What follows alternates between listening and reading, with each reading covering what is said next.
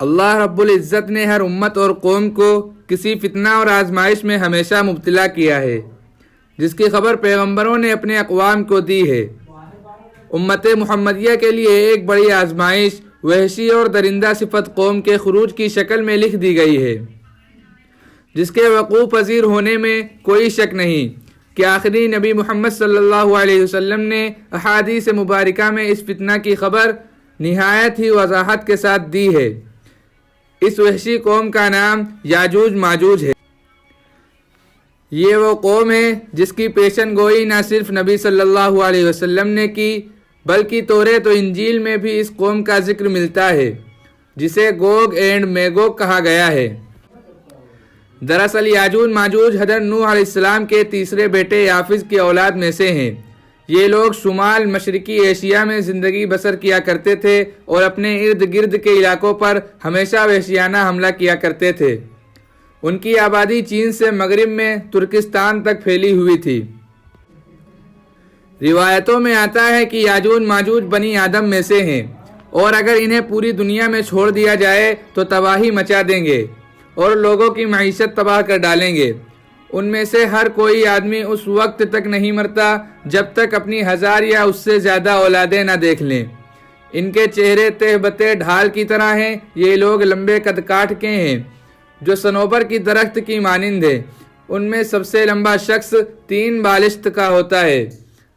जिस जानदार के पास से गुजरते हैं उन्हें खा जाते हैं। ये मौसम बहार में अपने गारों से निकलते हैं और सब्ज़ा खाते हैं। उनके पंजे और दांत दरिंदों की तरह हैं। हजारों साल कबल इस रूह ज़मी पर अल्लाह की एक नेक बंदे की हुकूमत थी, जिन्हें जुल्करनैन के नाम से जाना जाता है। अल्लाह रब्बुल इज़्ज़त ने जुल्करनैन को ज़मीन के एक बड़े हिस्से पर बादशाहत अता फरमाई थी। आपने मशरिक़ और मगरिब का सफ़र भी किया था। मुहर्रिकीन के मुताबिक जुल्करनैन के नाम से कुरान मजीद में जिस शख्स का जिक्र आया है, दरअसल वो ईरान का अजीम बादशाह खोरस था, जिसे साइरस आज़म भी कहा जाता है। जब हज़रत जुल्करनैन ने शिमाल का सफ़र किया तो आपका गुज़र मशरकी तुर्किस्तान और मुगलिस्तान के इलाकों से हुआ। यह इलाका 2 अजीम पहाड़ों के बीच आबाद था और पहाड़ के उस पार याजूज माजूज रहा करते थे। उन लोगों ने जुल्करनैन से याजूज माजूज के फितने की शिकायत की और कहा कि ये कौम बार बार इन इलाकों में हमला करके फसाद फैलाते हैं। लिहाजा हज़रत जुल्करनैन ने उस शरकस कौम की अलगार से हिफाजत की खातिर पहाड़ों के दरमियान एक मजबूत दीवार तामीर करवाई, जो लोहे और पिघले हुए तांबे से बनाई गई थी। तामीर मुकम्मल होने के बाद आपने अल्लाह का शुक्र अदा किया और लोगों को आगाह किया कि यह दीवार वक्ती तौर पर इस कौम से हिफाजत करेगी, लेकिन हर चीज़ फना होकर रहती है। लिहाजा एक दिन ये दीवार भी टूट जाएगी और याजूज माजूज इन इलाकों से निकलकर तमाम ज़मीन पर फैल जाएंगे। जैसा कि अल्लाह ने कुरान मजीद में इरशाद फरमाया, यहाँ तक कि जब याजूज माजूज खोल दिए जाएंगे और वो हर बुलंदी से दौड़ते हुए आएंगे और सच्चा वादा करीब आ लगेगा। हज़रत अबू हुरैरा से रिवायत है कि रसूलुल्लाह सल्लल्लाहु अलैहि वसल्लम ने इरशाद फरमाया, फिर वो दीवार तोड़कर लोगों पर निकल आएंगे, सारा पानी पी जाएंगे, लोग किला बंद हो जाएंगे तो वो टीले से भागते हुए आएंगे। उनके अगले अफराद बहरे तिबिरिया से गुजरेंगे तो उसका सारा पानी पी जाएंगे और उनके आखिरी अफराद वहाँ से गुजरेंगे तो कहेंगे कि कभी यहाँ पानी हुआ करता था, और हज़रत ईसा अलैहिस्सलाम और उनके साथी महसूर हो जाएंगे। यहाँ तक कि बैल का सर तुम्हारे मौजूद 100 दिनारों से भी ज़्यादा कीमती होगा। वो लोग अपने तीर आसमान की तरफ फेंकेंगे, जिन्हें अल्लाह खून लगाकर नीचे फेंक देगा, तो वो लोग कहेंगे कि हमने आसमान वालों पर भी गलबा पा लिया, जिस तरह हम अहले ज़बी पर गालिब हैं। एक रिवायत में आता है कि बेशक याजूज माजूज रोज़ाना दीवार तोड़ते रहते हैं।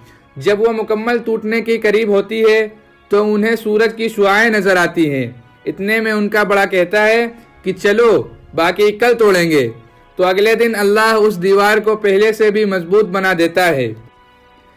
जब उनकी मुद्दत ख़त्म हो जाएगी और अल्लाह उन्हें लोगों के सामने जाहिर करना चाहेगा, तो उस दिन जब वो सूरज की शुआएं देखेंगे तो उनका बड़ा कहेगा कि चलो इंशाअल्लाह बाकी कल तोड़ेंगे। तो जब वो अगले दिन आएंगे तो इंशाअल्लाह कहने की बरकत से दीवार उतनी ही होगी जितनी छोड़कर गए थे।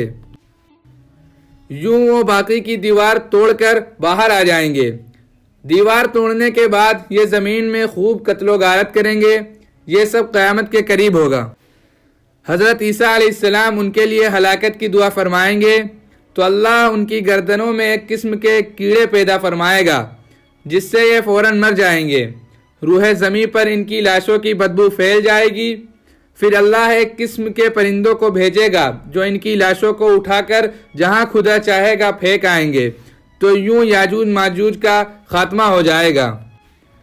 मुअर्रिखीन और मुहक्किकीन के मुताबिक सरजमीन कफ़काज़ में दरियाए खज़र और दरियाए सय्याह के दरमियान एक पहाड़ों का सिलसिला है जो एक दीवार की तरह शमाल और जुनूब को एक दूसरे से अलग करता है।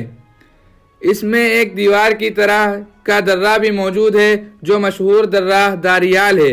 ये एक कदीम तारीखी लोहे की दीवार नज़र आती है।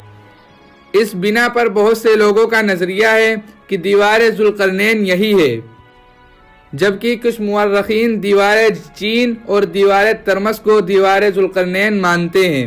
ये तमाम नज़रियात क़यास और अंदाज़ों पर मुबनी है। दीवार जुल्करनैन कहाँ बनाई गई है और कहाँ वाक़े है, इसका इल्म सिर्फ अल्लाह तबारक व तआला को ही है और वक्त मुकर्ररा पर उस दीवार को याजूज माजूज तोड़ कर निकल जाएंगे।